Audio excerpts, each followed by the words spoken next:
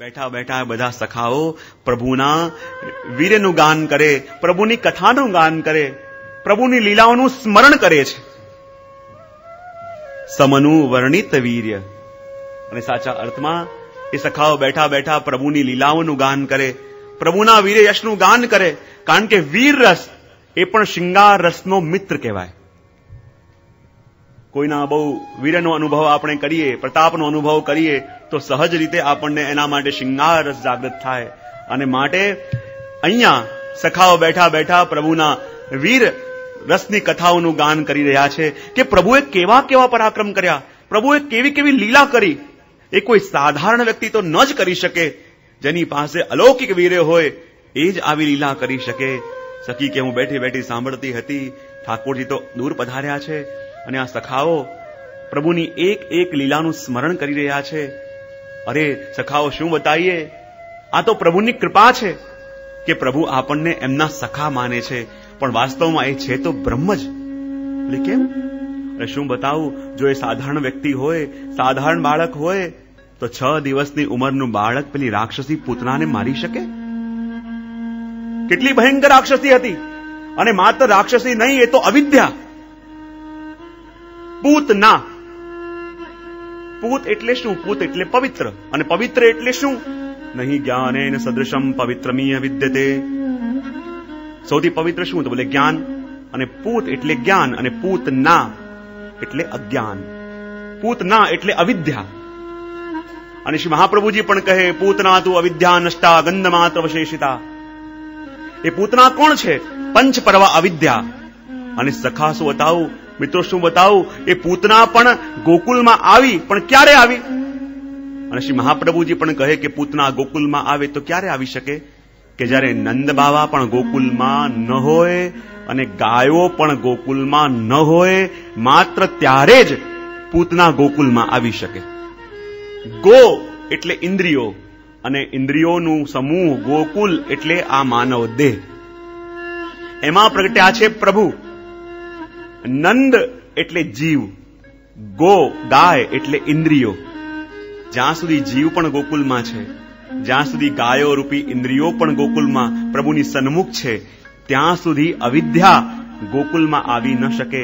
પણ જ્યારે પૂતના આવી, નંદ બાવા ગયા હતા કંસ પાસે વાર્ષિક કરાવવા. યાની જીવ પ્રભુથી બહિર્મુખ થયો અને ગયો દુસ્સંગીની પાસે. અને અહીંયા ગાયો જે છે એ પણ ગઈ હતી વનમાં ચરવા માટે. જીવ પણ પ્રભુથી વિમુખ, ઇન્દ્રિયો પણ પ્રભુથી વિમુખ. અને ત્યારે આ પૂતના આવી ગોકુલમાં. અને જ્યાં પ્રભુને મારવા માટે ઉચક્યા, અને જુઓ તો ખરા, એ નાનકડા બાળકે પૂતનાનું વિષ તો પી લીધું, અને વિષની સાથે સાથે પૂતનાના પ્રાણોને પણ પી લીધા. શું એ કોઈ સાધારણ બાળક કરી શકે? બાળક કે ના ના ના, એ તો સાક્ષાત બ્રહ્મ જ છે. આ તો એની કૃપા છે, આ તો એની કરુણા છે. મને તો લાગે છે કે ઠાકોરજી માટી પણ એટલા માટે ખાધી. એટલે કેમ? આપણે બધા સખા છીએ ને પ્રભુના, અને ઘણી વાર બ્રહ્મ ભાવ ચાલ્યો જાય છે અને સખા ભાવ એટલો બધો વધી જાય છે કે આપણે પ્રભુને પણ જેવા તેવા શબ્દો કહી દઈએ.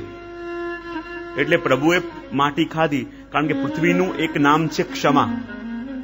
અને ક્ષમા ભાવ પોતાની અંદર વધાર્યો કે એમના આસપાસ રહેવાવાળા સખા પણ કદાચ આડું અવડું બોલી જાય તો પ્રભુ સદા ક્ષમા રાખે. પણ મને તો એવું લાગે છે કે તો સાક્ષાત બ્રહ્મ છે. અરે 6 દિવસના બાળકે પૂતનાને મારી, અને જ્યાં થોડાક પ્રભુ મોટા થયા, થોડા દિવસો થયા, અને પેલા શકટાસુરને પણ મારી નાખ્યો. બીજો સખા કે અરે એ શકટાસુર નતો, શકટાસુરને મારવું તો એક બહાનો હતો. તો પ્રભુએ શું કર્યું? તો કહે, પ્રભુએ તો અમારા વ્રજવાસીઓની સંસારમાં રહેલી આસક્તિને તોડી હતી. એટલે કેવી રીતે? તમને ખબર નથી કે જ્યારે પ્રભુ પધાર્યા એટલા દિવસ પછી હજારો વ્રજવાસીઓ પ્રભુના દર્શન કરવા માટે પધાર્યા હતા. અને જ્યાં પ્રભુના દર્શન થતા હતા, પ્રભુ અનાયાસ થાક્યા, રડવા લાગ્યા. સામે જે ગાડું હતું એ ગાડાની નીચે ઘોડીઓ બાંધ્યો, અને મૈયાએ પ્રભુને પોઢાવ્યા. અને એ ગાડાની ઉપર હતા દૂધ, દહીં, માખણ, બધા જગતના રસો. અને આ વસ્તુ પ્રભુને ન ગમી. ભૈયા જગતના બધા રસો ઉપર અને હું નીચે. અને પ્રભુને ન ગમ્યું, અને પ્રભુએ લાત મારીને ગાડું તોડી નાખ્યું. યો સખા કે અરે ગાડું તોડવાની જરૂર શું હતી? આટલો દૂધ દહીંનું નુકસાન કરી નાખ્યું, આખું ગાડું તોડી નાખ્યું. ગાડું તોડવાની જરૂર શું હતી? ત્યારે બીજો સખા કે અરે તું કનૈયાની લીલાને શું જાણે, એ માત્ર ગાડું નતું, એ તો પ્રતીક હતું દરેક વ્રજવાસીના સંસારનું. એ ગાડું પ્રતીક હતું આપણા સંસારનું, અને સંસારરૂપી ગાડાના બે પૈડા એટલે પતિ અને પત્ની. અને એમના જીવનમાં જ્યારે લૌકિક રસો ઉપર અને પ્રભુ ગૌણ થઈ જાય તો એવા સંસારરૂપી ગાળાને પ્રભુ લાત મારીને તોડી નાખે.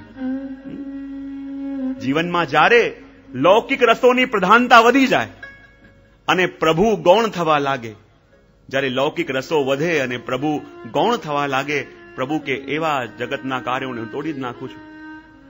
પ્રભુ કહે તો જગતમાં મને સાથે રાખીને જગતના કાર્ય કરવા જઈશ તો હું તારું બધું અનુકૂળ કરીશ, પણ મને ભૂલીને આ જગતનો થવા જઈશ તો જગત તો તારું ક્યારે થવાનું છે નહીં, હું પણ તારો થઈ નહીં શકું.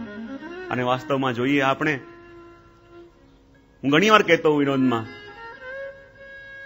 બધાના માટે આપણી પાસે સમય હોય, પણ આપણા પાસે સમય ન હોય તો કોના માટે ન હોય? કોના માટે? જો બધાને ખબર છે. જો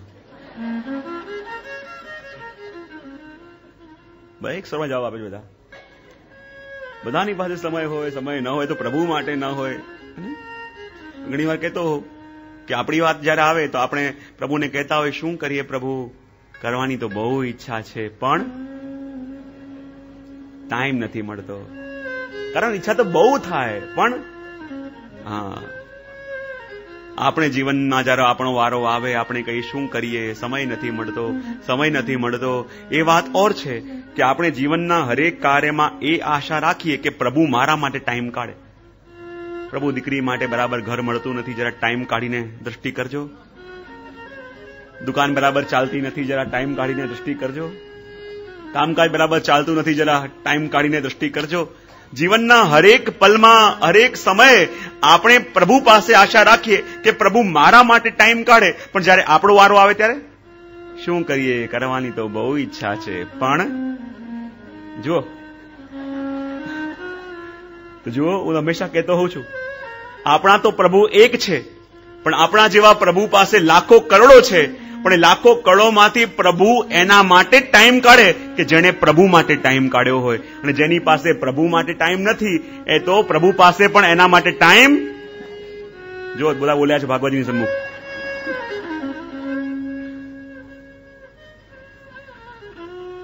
અને આપણે જયારે કહીએ ને સમય નથી મળતો, તો આપણે કોના માટે સમય નથી કાઢી શકતા? જેના કોઈ પણ મૂલ્યને આપણે જીવનમાં સ્વીકાર્યું ન હોય, જેના કોઈ પણ મહત્વને આપણે જીવનમાં સ્વીકાર્યું ન હોય, આપણને એના માટે ટાઈમ ન હોય. ઘણી વાર કહેતો ઘણા કેમ ટાઈમ નથી મળતો, કે શહેરના મોટા માણસના રિસેપ્શનનું કાર્ડ આવે તો ટાઈમ મળે છે કે નહીં? મળે છે ને, ન હોય તો કાઢી લઈએ. બોલે કેમ? મોટો માણસ છે, ક્યારેક કામ આવશે. પણ પ્રભુ માટે ટાઈમ નથી મળતું. બોલે કેમ? કારણ કે એમની મહત્તા, એની દિવ્યતા, એના મહત્વનો આપણે જીવનમાં સ્વીકાર કર્યો જ નથી. ઘણી વાર હું કહેતો કે કોઈ દુકાનમાં કઈ શોર્ટ સર્કિટ થયું, બિચારો ટેન્શનમાં હતો પણ બહુ ચિંતા નથી. બીજો આવીને આશ્વાસન આપે દુકાનમાં આવું થઈ ગયું. બોલે દુઃખ તો છે પણ બહુ ચિંતા નથી. બોલે કેમ? મારે ઇન્સ્યોરન્સ છે. એક નાનકડું ગવર્મેન્ટનું કાગળિયું હોય તો પણ આપણે વિચલિત થતા નથી. અને જયારે ભગવાને ગીતામાં લિખિતમાં ગેરંટી આપી છે, અનન્યા ચિંતયંતો મામ યે જના પર્યુપાસ્તે તેષામ નિત્યવિયુક્તાનામ યોગક્ષેમમ વહામ્યહમ. જયારે ભગવાન લિખિતમાં ગેરંટી આપે છે કે જે મને અનન્ય ભાવથી ભજે એના યોગ અને ક્ષેમ બંનેનું વહન કરું, પણ એમાં વિશ્વાસ આવતો જો. આ બધું ભાગવતજીની આગળ બેઠા પ્રગટ થાય સાચું સાચું અંદરથી. ને સાચા અર્થમાં જ્યાં સુધી એ વસ્તુ દ્રઢ નહીં થાય, હંમેશા ઠાકોરજી લાત મારશે અને સંસારરૂપી ગાડું ઢચમચ થવાનું જ છે. કારણ કે શ્રી મહાપ્રભુજી આ ઘર બહાર છોડીને પ્રભુને પામવાની વાત નથી કરી. ઘરમાં રહીને નિયમ નિભાવતા પરિવારને અનુકૂળ કરીને